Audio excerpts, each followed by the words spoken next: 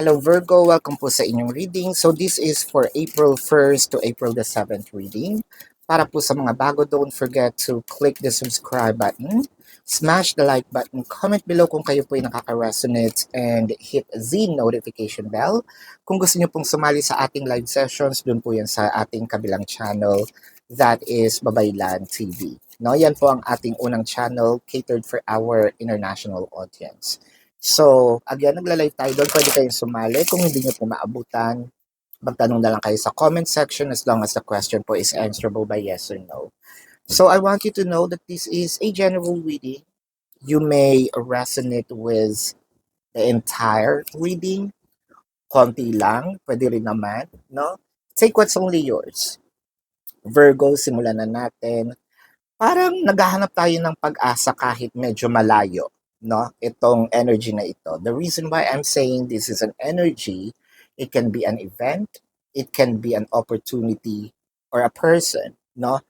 Chances are medyo malayo itong um, energy na ito. So sinusubukan natin, ito kasi yan, parang meron ditong tug of war, no? Naghihilahan. Hinihila kita mag-approach ka sa akin, hinihila ka rin niya, i-approach mo siya. So parang may battle, no? Sino sa atin ang mauuna na mag-approach? So medyo matagal na yung ganitong situation with the hermit. I feel like all of a sudden, magkakaroon dito ng opportunity, magbubukas yung opportunity to what? Na magkausap or magkatagpo, um, magkitang muli, no?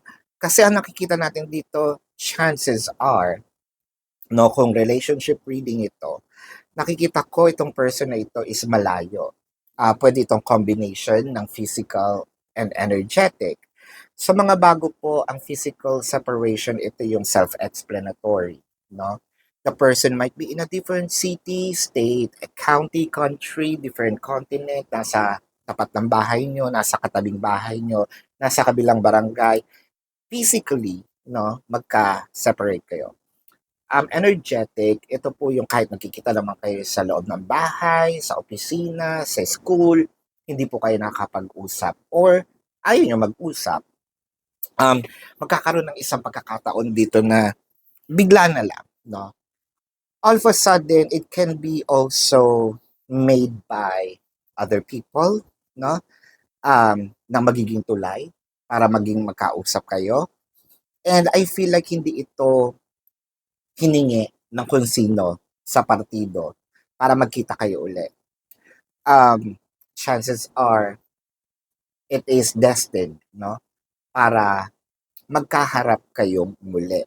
So, kung finances or wealth ito, no? Siguro, hawak mo na siya dati, no?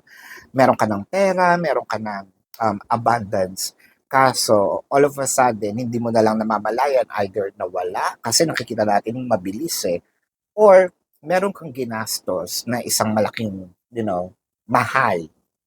Kaya isang bigayan. Hindi kasi ito nawala ng gradual, no?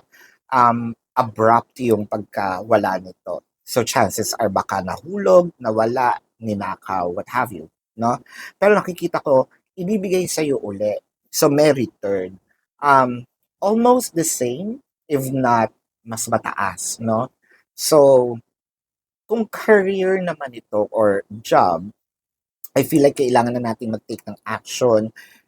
Chances are, iniisip na natin mag-resign, lumipat ng company. I am seeing here, you should.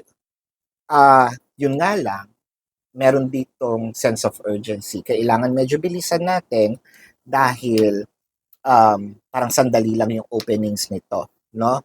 Para matanggap. I feel like you are, katulad ng sabi ko kanina, destined to meet this energy.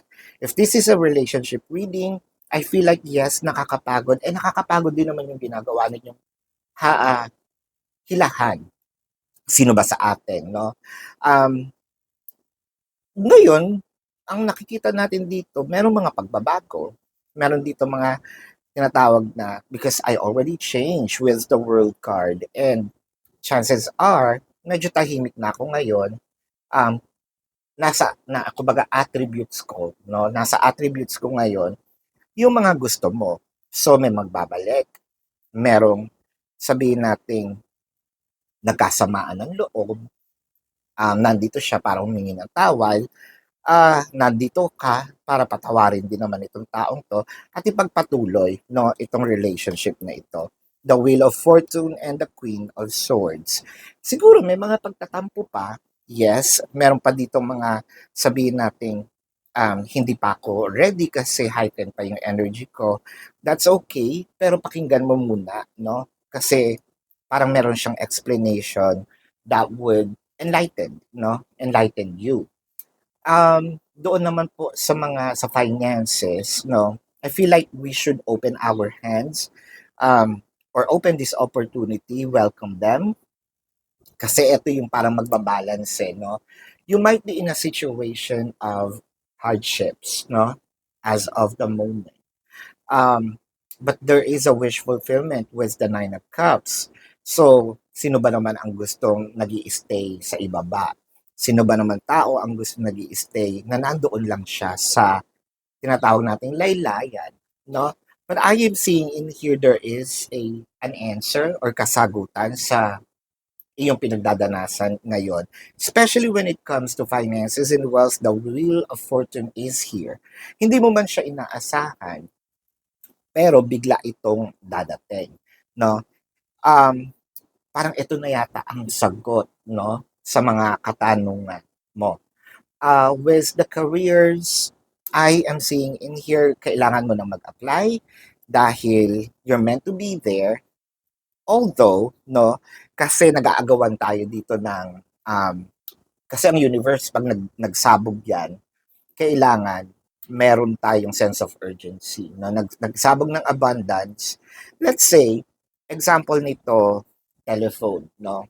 Nung na-invento yung telephone. Makikita niyo yan sa history. Siguro nagsabog si universe ng ideas about communication. Makikita niyo ang dami, halos sa year na yon, ang daming nag-pass ng patent, no? Na meron silang telephone invention, no? Or communication invention, wala pang telephone, hindi pa telephone ang tawag. Kaso nauna nagkaroon ng patent si Alexander Graham Bell, no? So, correct me if I'm wrong, Alexander Graham Bell. So parang siya, dahil nasa kanya yung patent, siya yung may-ari.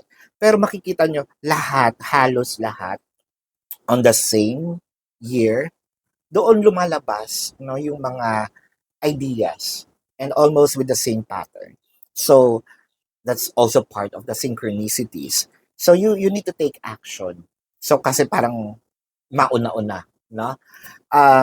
Let's check the zodiac sign of your person.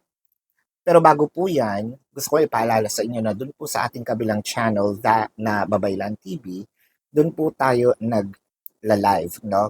Kung di nyo naabutan, pwede kayong magtanong dito sa comment section as long as yung question po is answerable by yes or no. Pero kung hindi po kayo papatulugin ng yes or no na sagot, dumiretso na po kayo doon sa ating website. Sa description box ng video na ito, there is a link. Click the link, you will be routed to my website na doon po yung information, name, number, QR code, amount per question, no? That's for your reference. Take advantage of the 4 questions plus 1 dahil discounted po yon. And if you want to book a private reading, nandun din po siya, no? Or kung gusto nyo sumali sa ating raffle, which is i-announce ko by April 1, pumunta kayo ng Facebook, no? So, doon ko po i-announce at doon lang ako pipili sa mga nasa Facebook. Now, let's check the zodiac sign of your person. This can be their sun sign or a placement in their chart. I am seeing Sagittarius, Pisces, Scorpio, Taurus, Leo, Cancer, Virgo, Gemini. Uh, Yan. So, this is your reading, Love and Light. Namaste. See you po no, sa susunod na readings. Goodbye.